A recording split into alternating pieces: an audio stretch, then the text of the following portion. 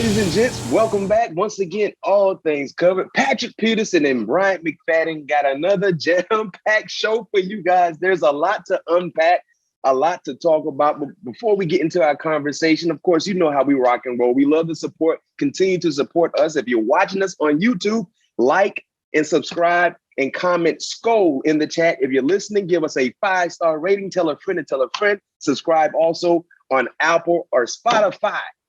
Now, let's get to this episode. The biggest comeback in NFL history is something that we will tap into first and foremost, but we got to pay a few bills. Stay tuned. When we come back, our very own Pat P was involved in the biggest comeback ever. So he has a lot to say. Can't wait to hear him. Yes, sir. Boy, it's always a great episode when the Vikings win. And Pat P, I think you would agree with me. This season, in regards to our shows, have been spectacular because you guys have been winning way more than you've lost, right? But the game that we witnessed this past Saturday, I'm not even gonna lie to you. Number one, if you've been living under a rock, you still haven't heard what happened, what transpired in Minnesota, the biggest comeback ever in NFL history.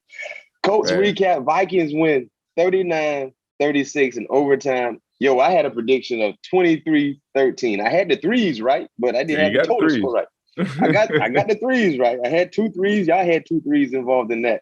But let me tell you this much, Pat P. Watching as a fan, number one, you know I'm watching, rooting for y'all to win. Number two, y'all was the first leg of my parlay.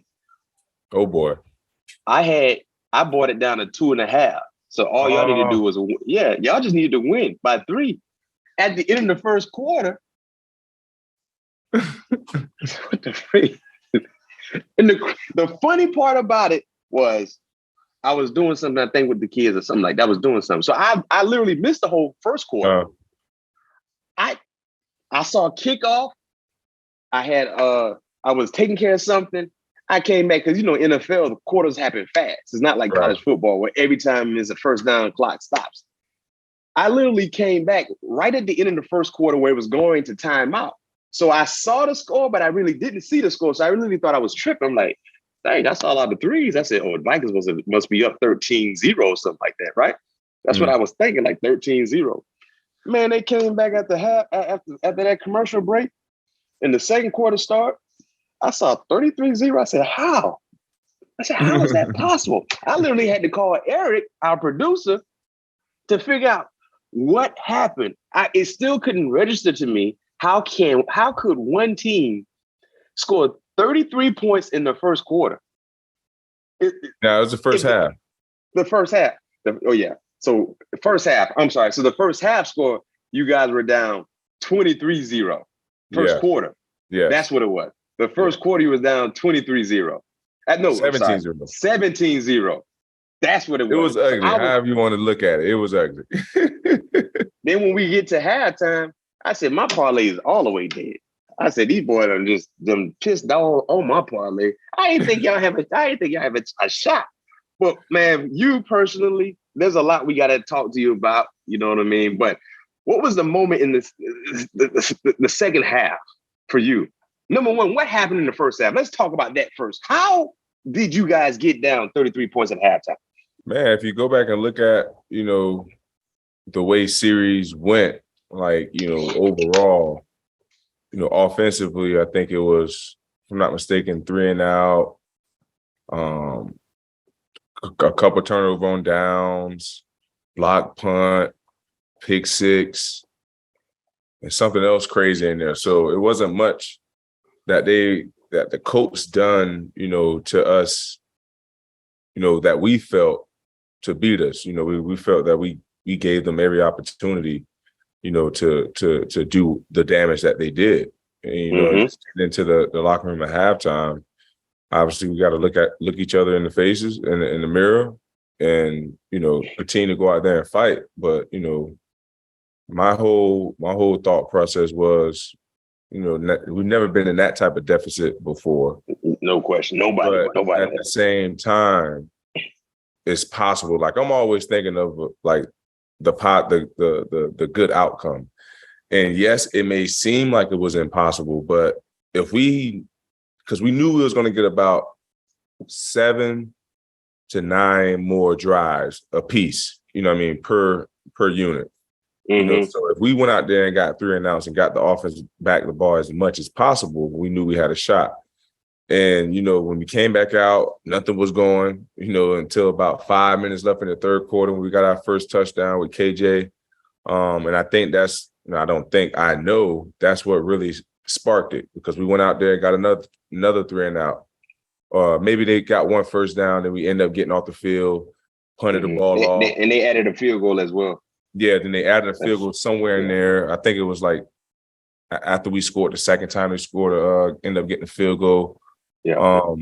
But it was just guys just literally just fighting, man, not giving up, taking the play at a time, and understanding that, you know, no matter what the outcome may be, give it our all, you know, because we don't want to be, you know, that team that has, you know, that winning record, or, you know, have good things going for us and just go out there and lay an egg like that, you know. So that was just our whole mindset, and we end up so happened to get back in that ball game and came out on top.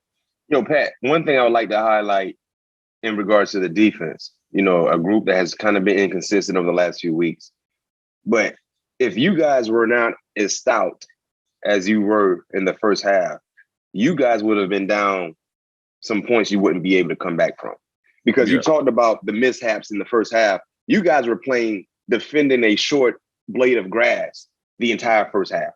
Yeah. From the punt, the fake punt that was incompleted, right?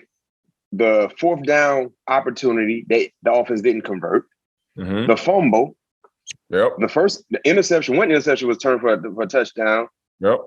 Then you had another situation where you guys were backed up again.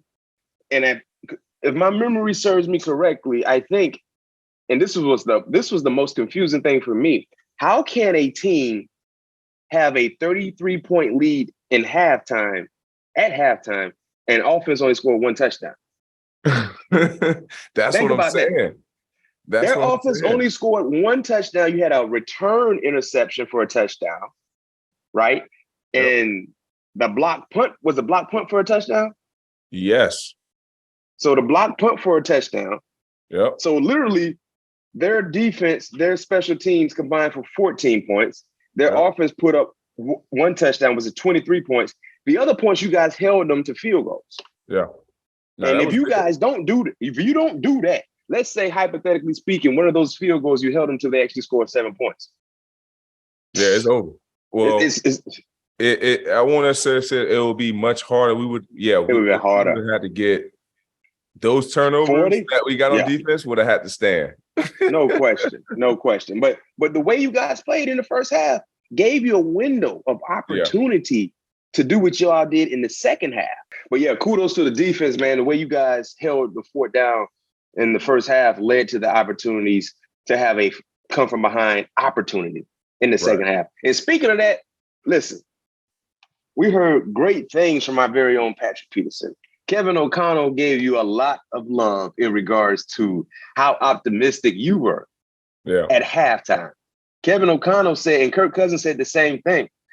Kevin O'Connell said, "I'll never forget it for the rest of my life.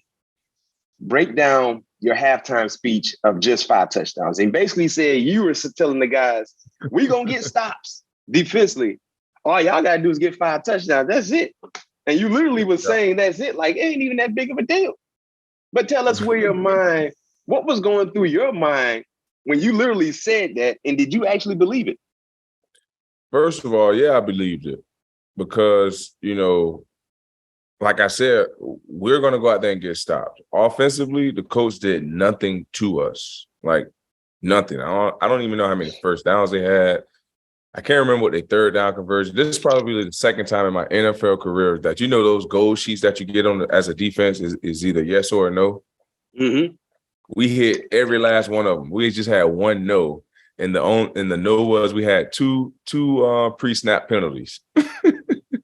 That's wow. So everything on the thing, and it's like 20 of them. Mm-hmm. So out of the 20, we got 19 yeses and 1 no. So like I said, I knew that defensively what we was going to do, and I know what offensively what they're capable of. They just had to get in the groove and just like Dalvin said, just get that one touchdown and just go from there. And so when I said it, yeah, I was dead serious, because I really felt, the guys can go out there and have that type of performance. And that's just me. I always have that type of belief. Heck, you said the same thing on the sideline during Buffalo when y'all down 17.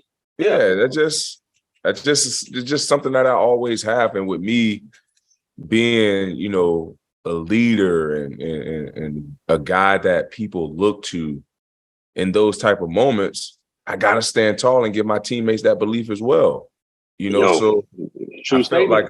I felt like it was my obligation, my duty to give these guys that fire, give these guys that whatever it was to go out there and complete the NFL greatest comeback. Man, listen. And I said this, we did an emergency pod, of course you were aware of, right after the game. And I said, that's the thing about leaders. Leaders gotta be optimistic when no one else is. Right. Your job is to make everyone feel like we still got a shot. Right.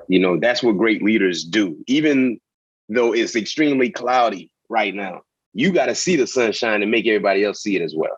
100%. And when everybody else started to believe, then you can knock down any mountain, any wall. And the thing, hearing about that, your coach, it was almost like you gave Kevin O'Connell a sense of encouragement. Because when he heard you say it, he literally said during his presser, he was like, you know what? He's right. So it was almost like Kevin O'Connell was a little, well, we in something right now. We can't get out. But he hearing you talk to the guys, Kirk Cousins and crew, he's like, God dang, you know what? Pat P right. That's all we need. You know what I mean? So you didn't just inspire the team, you inspired the head man in charge as well. Right. And he literally said that. So it's not like this is an assumption from me. I watched it. We watched it Saturday night. I mean, right when we did our emergency pod. And he was like, man, I heard Pat P said it. That's reason I never forget it ever in my life. He was telling me, man, we going to get stops. Trust us. We going to get stops. All y'all got to do is get 5 touchdowns. That's it. That's it. Like, that's it. He is right. It was funny that the way Kurt looked at me when I said it was like, all right. That's it. That's all you had to do, yo. And lo and behold, y'all did it. For our YouTube watchers watching us right now, we appreciate you. And the same can be said for our podcast listeners. But one thing I'd like to highlight about this group, and let us know how you feel. Hit us up in the comment section. Let us know. We love to have fan participation involved in our show. But what makes this comeback so special, outside of it being the largest come from behind victory ever in the NFL, was the adversity you guys faced within adversity, right? And what I mean when I say that, a slow start offensively from the special team side of things that led to opportunities for them to score. But then when you finally had a glimmer of hope, bad officiating took it away. Oh. Think about that. And think about that mental hurdle you had to get over, along with what was going on in the flow of the ball game. Because when you guys were down, I think it was 20-0. I think it was 20-0, either 23-0, something like that. I think it was 20-0. When Sullivan created that fumble, picked it up, and was going to score, they blew it dead, which was the wrong call. That snatched any little hope y'all had to try to make this thing competitive. It snatched it away. Right. Because it's one thing, it was 23-0 at that time. It's one thing for it to be the right call. Right. And you like, oh man, dang, they got it right. It wasn't a fumble. It was 6:48 left in the second quarter. But it's a whole nother thing for it to be the wrong call when you see it's like, bro, we could have had 7 points. Yeah. 7 points. And that could have initiated the comeback right there. Right. So the mental adversity you were facing with that, because that's not a play in the game. That's just something that was bad on the referees. But y'all had to overcome that. Yeah, Pat P, I thought the rule of thumb in regards to the officials was if anytime the ball is on the grass, right, Yep. Don't blow the whistle. Allow the play to be carried out, and then if it's something that needs to be reviewed, review it. Right. That's what I thought. I thought that was the rule of thumb. I thought that was the rule of thumb as well, especially when everybody clearly can see his forward progress was not stopped. That's nothing. And on top of that, just like the game last night with Jalen Ramsey, similar play. That play was almost 10 seconds long. I'm surprised they didn't even review that. Yep. But that's another story. Shout out to Jalen. He got another forced fumble on his stat sheet. But that's the same similar type of play. It is. But also too, Pat P, the thing about, they say forward progress, his Pittman's forward progress was stopped. Number one, it wasn't stopped because he was still fighting. But what's the difference in a running back running the football? Could be an ISO, could be a toss. He gets tackled. He stopped, not going anywhere, but they allow him to stay in that same stagnant position, and then his offensive lineman come push him from behind. It's the same thing. It's basically the same thing, basically. Because initially he is stopped, but they allow the offensive lineman to push him moving forward to get extra yards, which I hate, by the way. Yeah, I do. That was one of the dangerous play, by the way. No question, that's a dangerous play. I hate it. But that happened, and then in the second half, the second half one was even. That was like. It was worse. That was by far the worst. That was worse.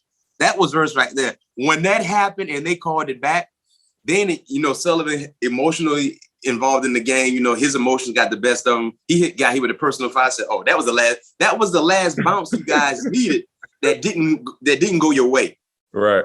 That's what I said. Yeah. I said, because you know how it is, Pat. When you're in the Florida game, you're trying to come from behind. You need every ball to bounce your way. No doubt about it, man. I don't know if they showed me. I almost lost my top, bro. Because I'm like, come on, man. You can't do this to us twice in one game. I can see if it happened this week and maybe 2 more weeks down the line, but not twice in the same game. Like, come on, man. Let's stop being so whistle happy. Like you said, I thought the rule of thumb was, if anything is close, that's just like the quarterback when it's questionable if it's a fumble or not. They let it play out. Let it play out. And if it is, you go to the review, you go to the booth. That's it. Simple. That's it. That second was, I agree with you, my guy. That was worse. The ball literally dropped out his hand while he's still up trying to run. Exactly. And that's why coaches always say pick up every ball. And that's why officials don't. So I'm not criticizing. I'll make sure you scared of that fine, ain't you? Yeah, I'm trying to get fined. That's why they shouldn't be so whistle happy, because you have backup with the cameras. That's the best backup you would want to have. That's all I'm saying. You got backup with the cameras. They robbed you guys of 14 points, and Sullivan got robbed of 2 touchdowns in one ball game. Yeah. He should be in his feelings. But that's the thing I was talking about in regards to the fight of this group, because to overcome the scoreboard is one thing, but to also have to overcome bad officiating is a whole nother thing. So think about, for our listeners and our viewers who was watching the game, rooting for the Vikings, or even had financial purposes involved in the Vikings like I did. Just imagine how you felt, because I was pissed. But just imagine how the players felt they're invested in the game. They actually played, but you still got to keep your cool. You still got to keep your cool. Try to, at least. Try to. Because the first fumble, they said it was not a fumble. You still got to keep your cool, and defense is still out there. Right. So you can't dwell on what just happened, because if you do, then you might give up something bigger. So the mental stability you guys had in that ball game really showcased a lot. And a lot of people, of course, Pat, you wasn't on Twitter, but the first half, boy, the word fraud was utilized a lot in describing the Minnesota Vikings. Fraud alert. I told you these guys weren't good. They fake. They this and that. Blah, blah, blah. There were so many tweets that didn't age well that was put out in the first half. But by the end of the game, boy, those tweets didn't age well. Me personally, I was just so disappointed. I said, I can't believe I'm gonna lose my first leg of my parlay like this. I said, I got to create a whole nother parlay before the Raven and the Browns game. Because I put y'all, Baltimore Browns, I had the under, and I had Buffalo. I said, I'm gonna lose my parlay just like this. But hey, oh ye of little faith. We came through, baby. That's what the good word is. Oh ye of little faith. I had little faith, but y'all had a lot of faith. The little faith. Y'all had a lot of faith, man. So let's talk about individual play, right? Duke Shelley. Duke had to jump into the ball game in a very, very tough situation. Of course, you know, you were dealing with cramps and things like that. And Duke has been a guy who has been, you know, thrown in the fire here or there and has really ran into a hot kitchen.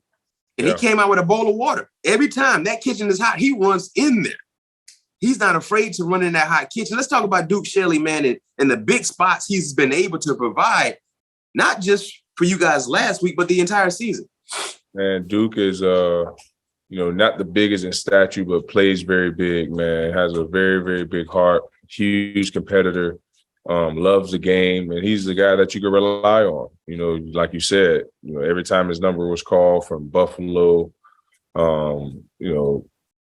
I think he played in the Dallas game, made a couple plays in there, and the list goes on. And obviously last week being one of his best games, you know, as a starter, you know, so the sky's the limit for him, man. He plays with a ton of confidence, plays with a ton of swagger. And, you know, as a DB, you have to have, you know, those things. You know, he's a guy that understands, you know, the opportunity that he got, that he has received, don't come around very often. He's taking a full advantage of it. Man, he's a guy who don't blink. I love those type of players. You know what I mean? They jump into, and one thing you got to understand about what Duke Shelley has been able to give you guys defensively, and I'm talking to, you know, the folks that are tuning in, listening to us, watching us. Duke is a guy who's not in the starting lineup all the time. And when you're not in the starting lineup all the time, you're not in the flow of the ball game. So you can be standing on the sideline during defensive snaps, playing special teams, which is a whole nother game within the game. But defensively, you're not in the game. Then in the third quarter, you've been watching the entire game. And third quarter, Duke, you in. Duke, let's go. We need you. Oh, shoot. What? Wrap it man, up. I ain't been out here in this fire. These boys already lubed up. They're ready to go. Man, I'm over here just been sitting here watching as a fan during defensive snaps. Now I got to get in here and uphold the standard. Yep. No excuses. None at all. Because, like, certain things happen. Like, you were cramping. Other things might happen in regards to injuries. You always got to be ready. Yeah, got to stay ready, dog. You got to stay ready. And it's hard to stay ready when you just been chilling. Yep. It's even worse when it's cold outside. I know. Ooh. The thing was in the bank. But Pat, you ain't never really had to go through that because, you know, you've been starting your whole career. So, you know, you ain't never had to really face that fire when you just been chilling. Yeah. Oh, Pat, we need you. Oh, dang, I got to jump in here. But listen, I'm already that's a in tough there, situation. No question, you're already in there. But Duke has provided 217 snaps on the year, man. So shots out to Duke Staley and for what he's been able to do. There were two. You didn't have, once again, you ain't really getting no action. We can't get no interception because they won't throw your side. Like, ooh. I don't know what to tell you. Well, number one, you can't act like you ain't ready because you don't want to get caught stealing boxes. But so one thing we'll highlight, because he wasn't really a lot to talk to you about, the punch. Paris Campbell. It was a 3rd and 2. It was double outs. I think Alec Pierce ran it out the near side. Paris Campbell was the number 2 receiver. He ran it out. It looked like it was miscommunication. He was wide open. He caught the ball. He fell down. He was about to get up. You were going to tag him, but you was waiting for him to get up and try to punch the ball out. Oh, yeah. Hey, I was trying to steal me one, coach. You were trying to create a turnover, right? Tell us about that play. Why was he so wide open? It was a nickel blitz initially, and the path that who was blitz? Sully. Sully was blitzing, and Campbell kind of like grazed him.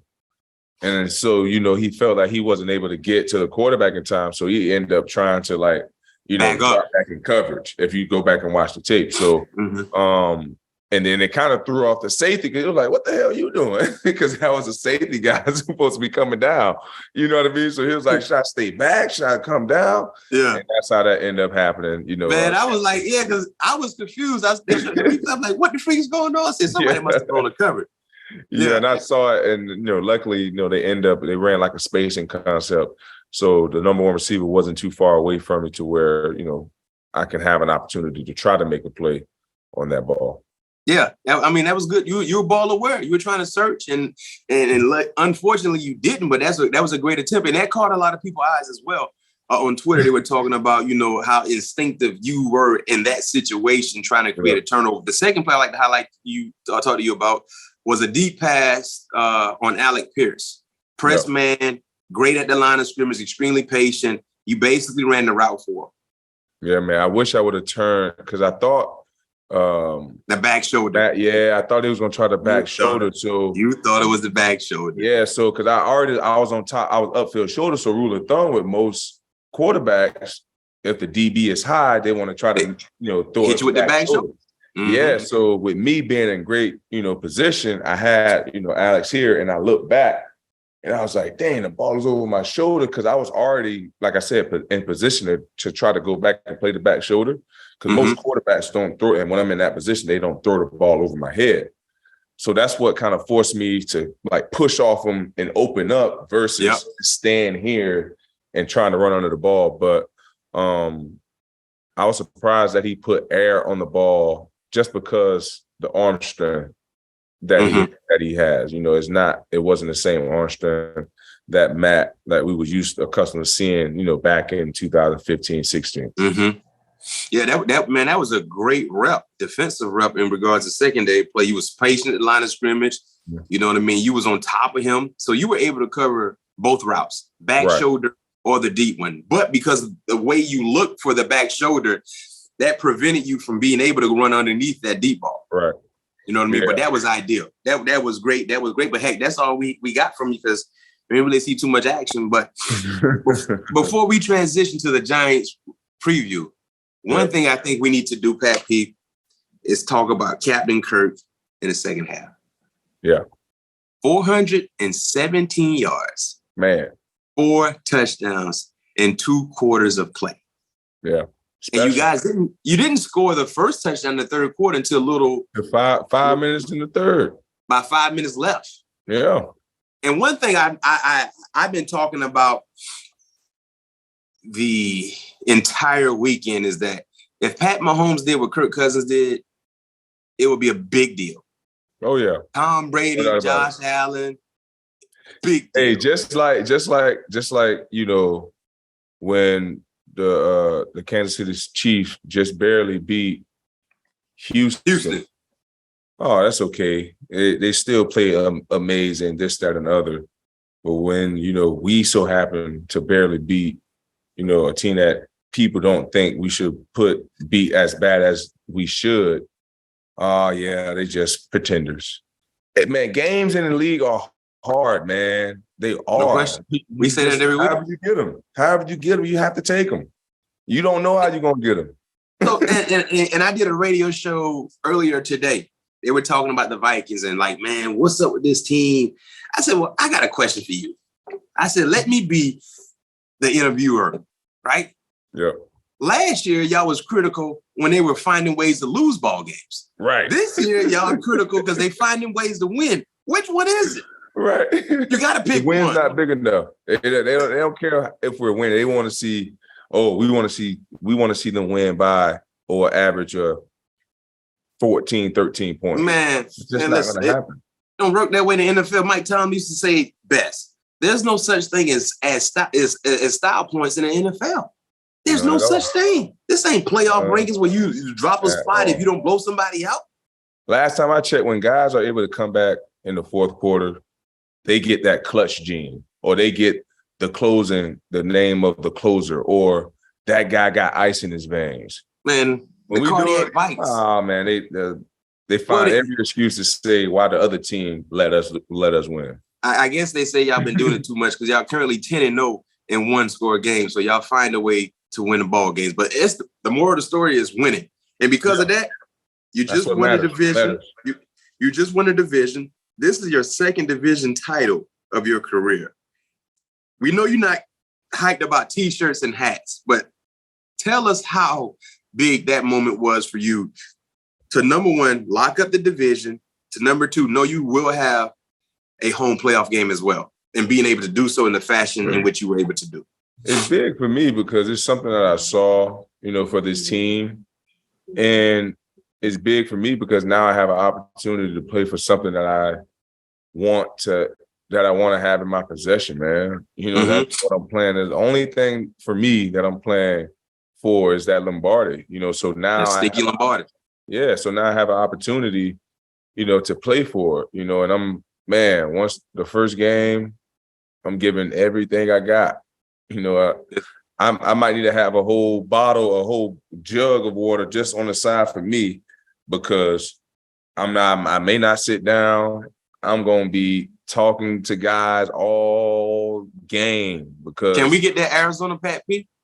That's what I'm saying. That's what you're going to get all playoff. I'm going. How LeBron used to do it? What do you used to say?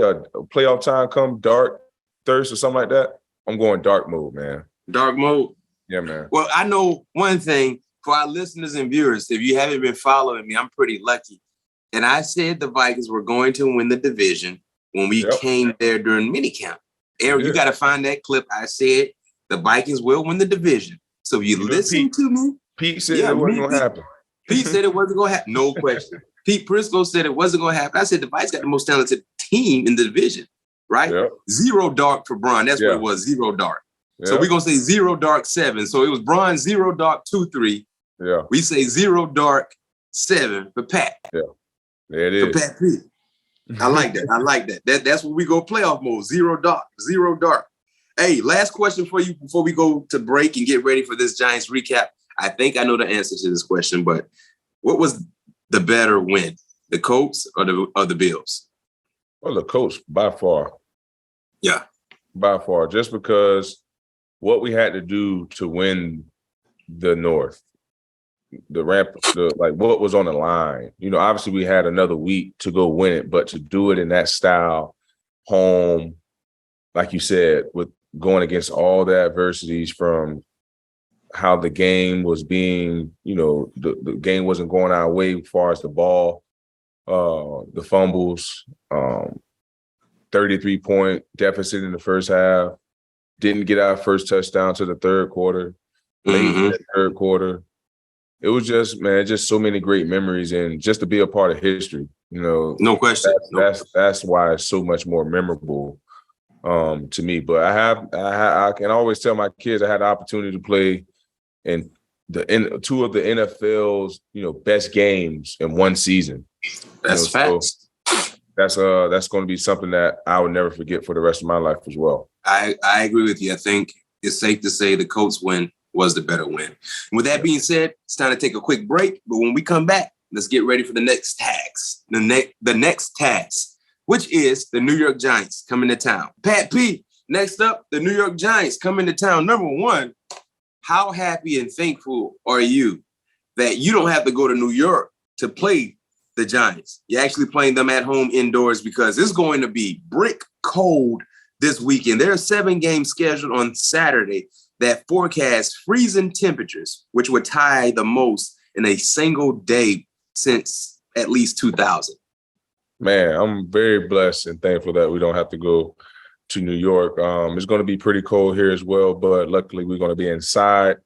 And it's a whiteout, right? It's going to be a whiteout game. And so everybody who's attending the game, make sure you wear your white gear. We're going to be in all white. I'm gonna wear my all white, so it's gonna be dope. The atmosphere, I know the atmosphere is gonna be crazy. Can't wait to get there for sure. So this is my first Christmas Eve game, my second Saturday game. Never gonna turn up again. Let's go. No question. So with that being said, Christmas Eve, break down your plans for Christmas since you're playing on Christmas Eve. I don't know the schedule yet, but I'm assuming we're gonna be off. So yeah. Especially after a win. Yeah, my Christmas is going to be like my every other Christmas, pretty much just wake up, get the girl some breakfast, They like to wake up pretty early. So, open up some gifts, cook some food, start watching some basketball. Oh, yeah? Yeah. Some basketball gonna be on. So just pretty much hanging out at the house for the most part. It's going to be hopefully a white Christmas. So probably go out, make some snow angels, get on the sled a little bit with the girls, snowmans. Typically, like I said, pretty much everything that we normally do on a Christmas. You played against Daniel Jones twice, including his fifth start. What is the key to forcing turnovers with him? Because we know he's been turnover prone in his career. This year, he's been doing a pretty good job in being smart with the football, but that is still something that's associated with him. So what's the key in trying to get turnovers on him? I think for the most part, just disrupting his timing on the back end and also in the pocket.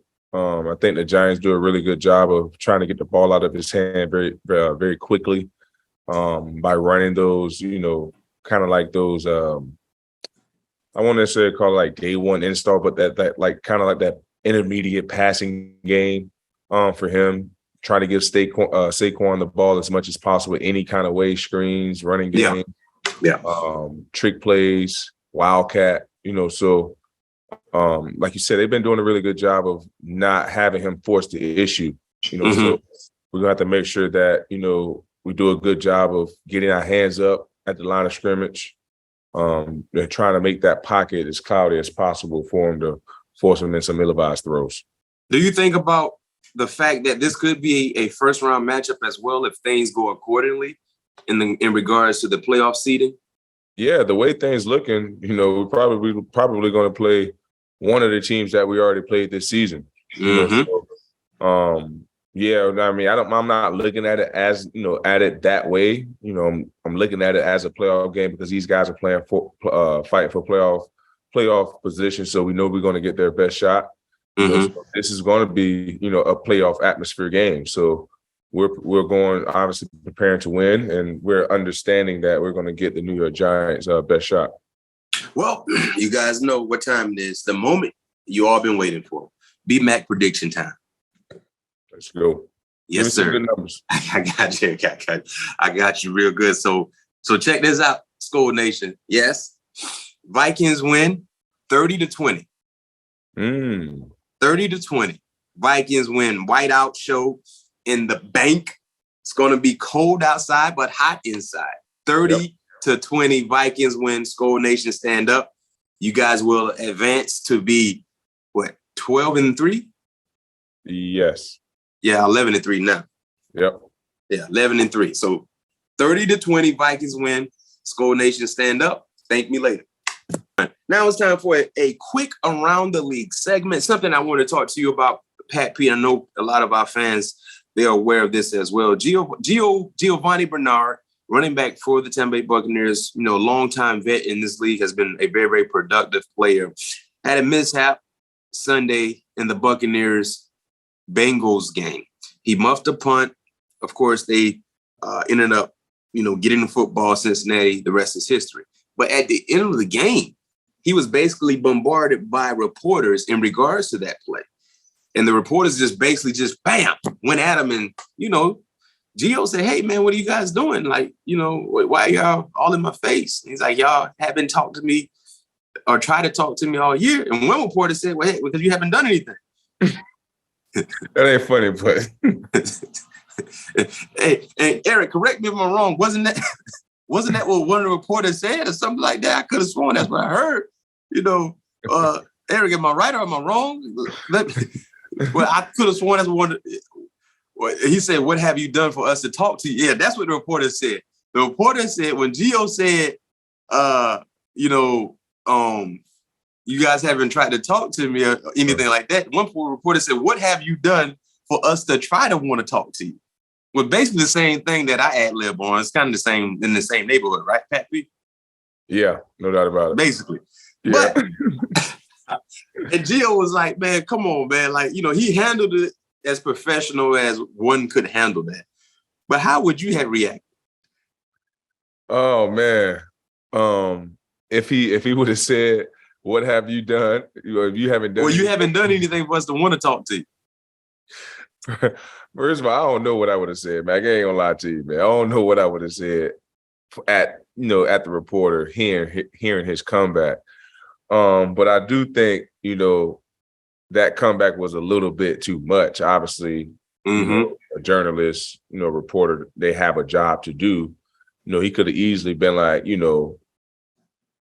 there was a pivotal play, in this game that you was involved in. We want to get your point of view. That's why we're talking to you. You didn't have to be like, oh, what have you done for us, for us to talk to you? I thought that or want to talk to you. I thought that was a bit appropriate. I didn't, I saw, Gio's, reaction, well, not his reaction, his ownership saying, that was me on that play. That was 25, this, that, and the other.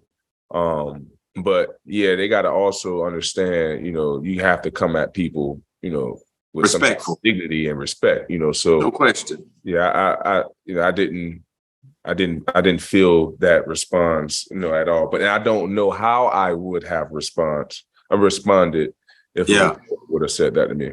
And also, too, you got to understand as reporters, journalists, when you're in the losing locker room, you want to try to be as respectful as possible because guys' emotions are still involved in the loss. Not to mention if a player had a play that didn't help them win.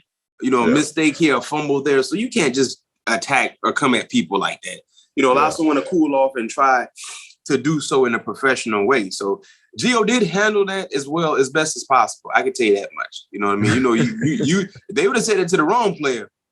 Oh, yeah. They got cussed out. They would have been breaking up something.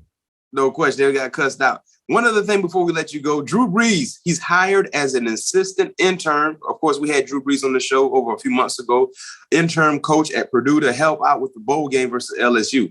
Now, Pat P, we know you would never go into full-time coaching, but how can a guy like Drew Brees, granted be as an assistant, help out with Purdue? And do you think this is something that he would consider moving forward more in a full-time role, maybe coaching? I don't know. I don't know if coaching is something that Drew wants to do. This may be a smaller stepping stone for him to see if it's something he wants to entertain. I think it'd be great for him because he is an awesome football mind. We saw what he was able to do, not only with the Chargers, but, in the second half of his career with the New Orleans Saints, bringing those guys their first, Super Bowl championship and linking up with Peyton, the offensive numbers those guys were able to do over their tender, so he is a great football mind, and if that's something that he wants to do, I think he will be a great, head coach, because I don't see him being no other position. I can't see Drew Brees being no offensive coordinator or quarterback's coach, right now. I see him stepping right into the thick of things. But if that's something that he want to do, I think this just may be a stepping stone for him to see if there's something that he may enjoy doing in the future. Would you consider helping out, let's say, LSU in a week's span, like what Drew is doing in regards to bowl prep? Oh, yeah. Would that be something you would consider doing? Yeah, I would, but, I mean, we play for national championships, man. I mean, I'm just saying in general, like we normally play for the national championship. Purdue ain't having only, I won't say losing schools, but schools that, that don't really have no promises to be doing stuff like that. But Purdue is playing LSU. I understand that. But what I'm saying is LSU won't be pulling those stuff like this. Let's get an intern coach in here to for a bowl game. No, you saying y'all would be playing in a more meaningful game where exactly. The Purdue is used to playing in these little these bowl games right here, man. But what if y'all had a bowl game like y'all currently have? And you're like, Pat P, can you come help us out for about a week? Yeah, I'll come, but we highly upset. Purdue's happy where they at right now. They happy going to this bowl game. And Drew Brees is also helping out because the head coach left. So, took the head coach that job at LSU. So that's another thing too. So, okay. Dang. We got a lot of Boilermaker fans probably that, watch the show. So, man, I'm not trying to piss them off, man. I'm sorry, but I'm just saying. And First game. Am I lying, man? I know you just said no. I mean, sometimes they say the only time the truth hurt is when it's true. Yeah, man. I mean, a great football program. I'm not knocking that at all. What I was about to say is, first game of the season next year, 2023, college football, LSU, Florida State, and Orlando. Again? No question. They're running right back. We're going to smack y'all this time, man. We should have smacked y'all the first time. What? What? So let's go to the Sprite and water right now, man. So we ain't got to go under that. Sprite and water now. First of all, y'all should have smacked. Yeah, man, we had a 2-block field goals. Oh, my God. That was just a freaky game, man. Yeah, but y'all won. Pat P, I'm telling you this right now. Florida State will be in a national championship conversation this year if they stay healthy. All right, all things covered listeners and viewers. The show is now over. It ain't over. Did you hear what I'm saying? This with conviction. Are you concussed, man? Drunk. I'm drinking this good water. You heard what I said, man? Hey, Eric, clip this and save it. Don't even waste your time, Eric. Save this. Don't even waste your time, Eric. And we gonna start that championship conversation on week 1 against LSU. No chance, man. No chance. Man. All right. Well, you take care of your business this weekend, and in Orlando, them Noahs gonna take care of business against the Bayou Tigers. The Cats is what we gonna call them. It ain't no Tiger. They gonna be the Cats. Hey, man, get off my line, man. All white, everything. All white, everything. Saturday, Christmas Eve. My prediction, 30-20. Sorry, New York Giants. Y'all taking the L. Daniel Jones, can you throw something to Pat P's side? How my boy Prime say, throw me a 5, maybe a 6. Something, Pat P. Hey, Pat P. Get one, man. I'm gonna get one. If he give me a ball that I can catch and see, I'm gonna get one, man. Merry Christmas. Before I let you go, hold on, Pat P. Before I let you go, something I got to address. You was on CBS Sports HQ last week. Amanda asked you a question in regards to man. That. And I want to know why you right here telling these dirty rumors. I ain't telling you. Hey, you shouldn't. First of all, you shouldn't even ask that woman to ask me that question. First of all, Pat P. What? That is Mac. You know that ain't the truth, man. You know that ain't the truth. You know that ain't the truth. What? College football, you definitely didn't stand a chance. The only thing you might have stood a chance is a slight chance is in Madden. I was the guy.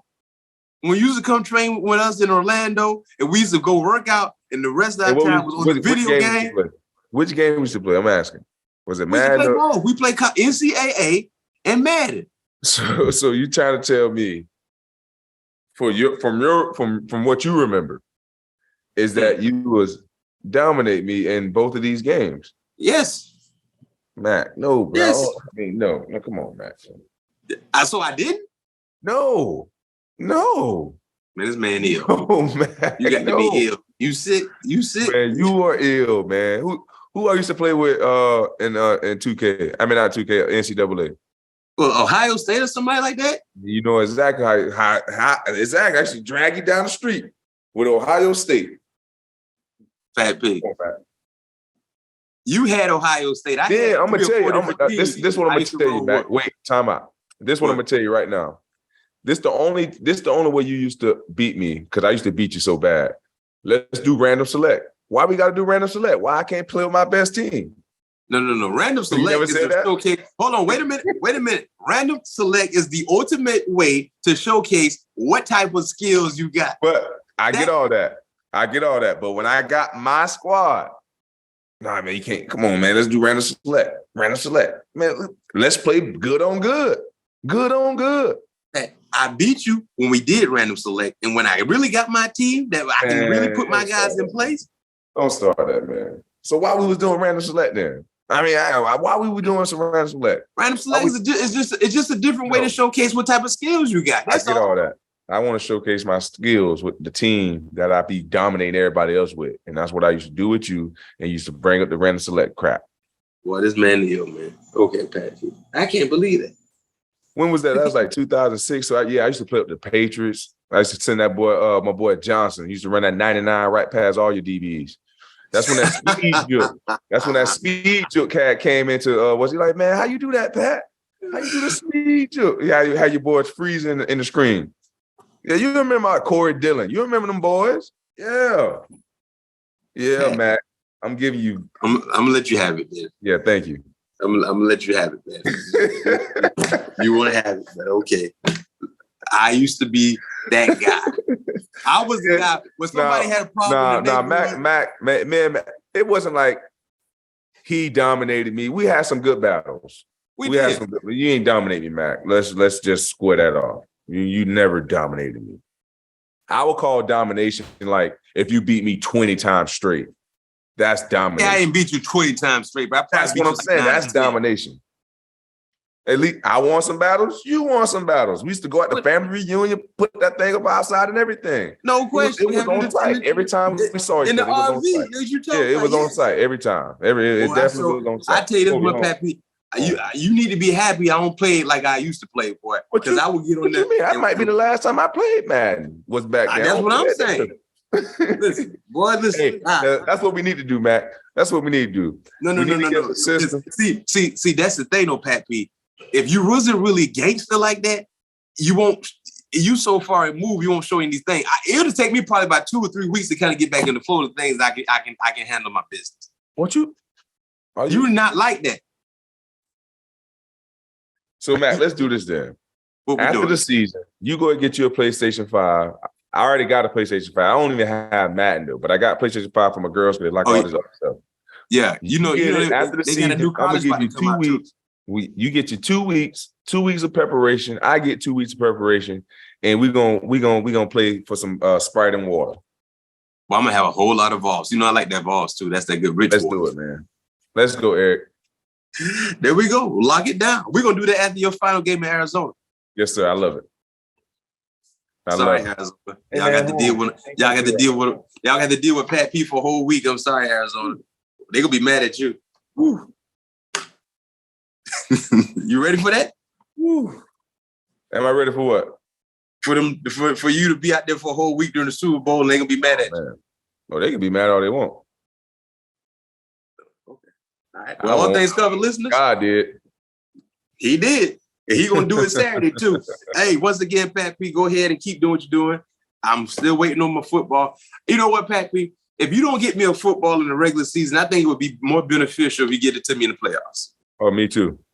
Me too. So if you can get me one regular season, I'll take it. But in playoff time, because we know y'all playing in playoffs for sure. Yeah. That's what we know. I'll take one then too. Yes, sir. I got you, baby. All right. Hey, all things covered, listeners and viewers. Hope you enjoyed the show. Tell a friend to tell a friend. We'll be right back at you next week to recap another big-time Vikings win against the Giants. Peace. So